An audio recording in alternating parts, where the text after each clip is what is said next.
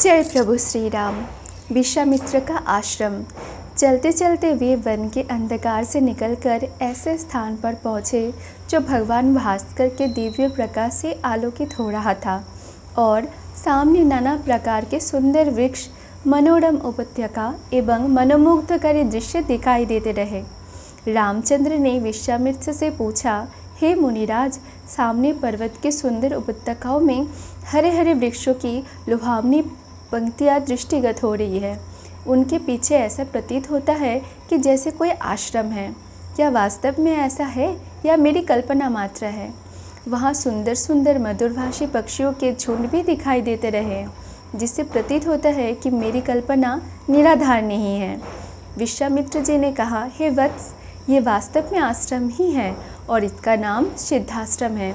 ये सुनकर लक्ष्मण ने पूछा, गुरुदेव, इसका नाम सिद्धाश्रम क्यों पड़ा? विश्वामित्र जी ने कहा, इस संबंध में भी एक कथा प्रचलित है। प्राचीन काल में बलि नाम का एक राक्षस था। बलि बहुत पराक्रमी और बलशाली था और समस्त देवताओं को पराजित कर चुका था। एक बार उसी बलि ने यहाँ पर एक महान यज्ञ अनुष्ठान किया था। इस यज्ञ अनुष्ठान से उसकी शक्ति में और भी वृद्धि हो जाने वाली थी। इस बात को विचार करके देवराज इंद्र अत्यंत भयभीत हो गया। इंद्र समस्त देवताओं को साथ लेकर भगवान विष्णु के पास पहुंचा और उनकी स्तुति करने के पश्चात उनसे प्रार्थना की, हे त्रिलोकीनाथ, राजा बलि ने समस्त देवताओं को परास्त कर दिया है और अब वो एक विराट यज्ञ कर रहा है। वो महादानी और उदार हृदय राक्षस है। उसके द्वार से कोई भी जाचक खाली हाथ नहीं लौटता। उसकी तपस्या, तेजस्विता और यज्ञादि शुभ कर्मों से देवलोक सहित संपूर्ण ब्राह्मण काँप उठा है। यदि उसका ये यज्ञ पूर्ण हो जाएगा तो वो इंद्रासन को प्राप्त कर लेगा।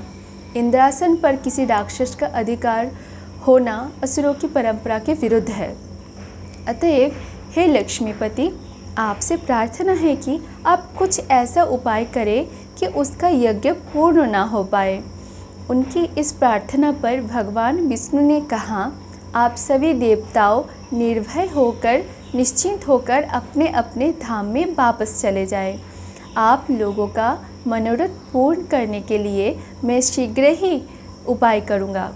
देवताओं के चले जाने के बाद भगवान विष्णु वामन का रूप धारण करके वहाँ पहुँचे जहाँ पर बलि यज्ञ कर रहा था।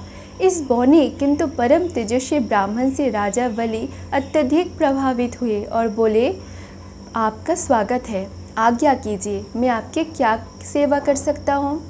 बलि के इस तरह कहने पर वामन रूपधारी भगवान विष्णु ने कहा, राजन, मुझे बैठकर भगवान का भजन करने के लिए सिर्फ 2.5 चरण भूमि की आवश्यकता है। इस पर राजा बलि ने प्रसन्नतापूर्वक वामन की 2.5 चरण भूमि नापने की अनुमति दे दी। अनुमति मिलने ही भगवान विष्णु ने विराट रूप धारण किया और एक चरण में संपूर्ण आकाश को और दूसरे चरण में पृथ्वी सहित पूरे पाताल को नाप लिया और पूछा, राजन, आपका समस्त राज्य तो मेरे 2 चरणों में आ गए, अब शेष आधा चरण मैं कहाँ नापूं? बलि के द्वार से कभी कोई याचक खाली हाथ नहीं गया था। बलि इस याचक को भी निराश नहीं लौटने देना चाहता था। उसने कहा, हे ब्राह्मण, अभी मेरा शरीर बाकी है, आप मेरे इस शरीर पर अपना आधा चरण रख दीजिए। इस पर भगवान विष्णु ने बलि को भी अपने आधे चरण में नाप लिया। बलि का ये दान इतना महान था कि बलिदान के नाम से विख्यात हो गया। भगवान विष्णु ने बलि की दानशीलता से प्रसन्न होकर उसे वरदान दिया कि ये स्थान सदा पवित्र माना जाएगा, सिद्धाश्रम कहलाएगा और यहाँ तपस्या करने वाले को शीघ्र ही समस्त सिद्धियाँ प्राप्त होगी।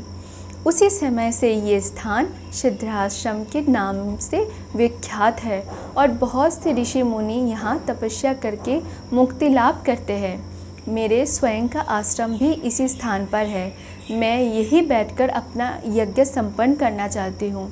जब जब मैंने यज्ञ प्रारंभ किया है तब तब राक्षसों ने उसमें बाधा डालने की कोशिश की है।